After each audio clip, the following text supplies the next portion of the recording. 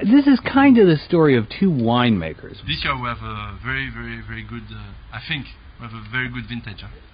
Actually, it's a tale told by wine about the makers. First of all, there's Stéphane Augier. I hope we will be able to finish before the rain over there. Stéphane is from a little town just south of Lyon. His family has been making wine in the Rhone Valley for generations, but he's the first who studied it at the university level. With this, we checked the level of sugar, 12.6, which is very good for us.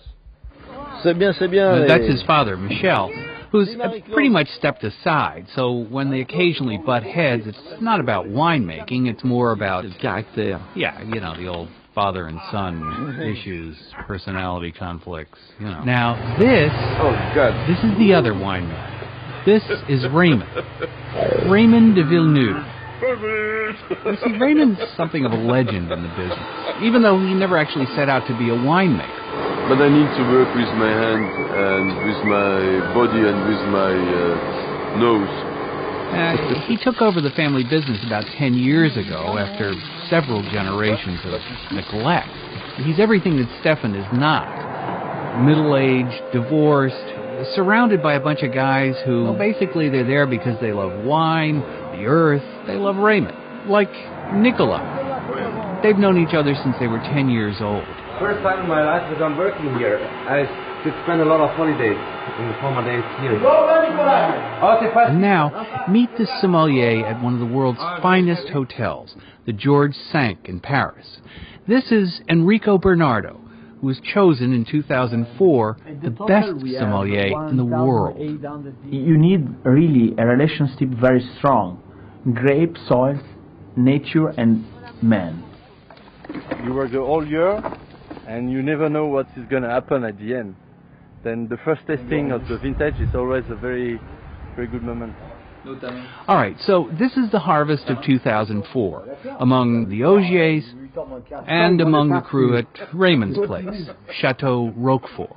Now, the Augiers are best known for a Côte Rôtie. That's a Syrah grape, which is, as its name implies, a grape roasted by the sun because it grows so high up on a mountain. I mean, the harvest is not only backbreaking, but treacherous. Look at that. You know. The wine happens to be rather expensive, more than $100 a bottle. I mean, given the difficulty, it's hardly surprising. And yet, a lot of the people who come to work the harvest do it just for the pleasure of being there. Convivial, voilà. Santé. Convivialité. Now, a couple hundred miles to the south, Raymond uses the same Syrah grape in his Côte de Provence.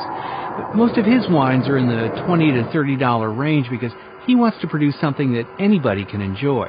Quality et la simplicité, c'est le vrai luxe. Now, at the Augier, Stéphane's mother, Hélène, spends all day cooking for the family dinner, and cooking for the harvest crew.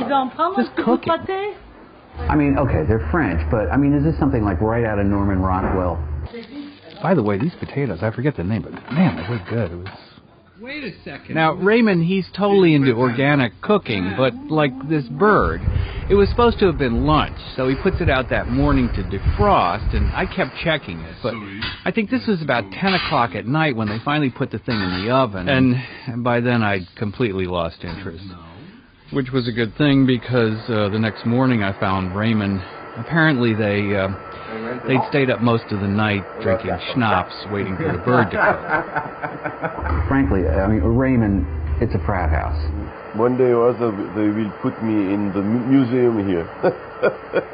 All right, really, now stay with him here. People don't know anymore what's going on outside. How smells the cow and the fish, and it's coming. Well, they just know it when it's wrapped and packed in the supermarket. Right. Get back to nature, of course. All right, both men make spectacular wine.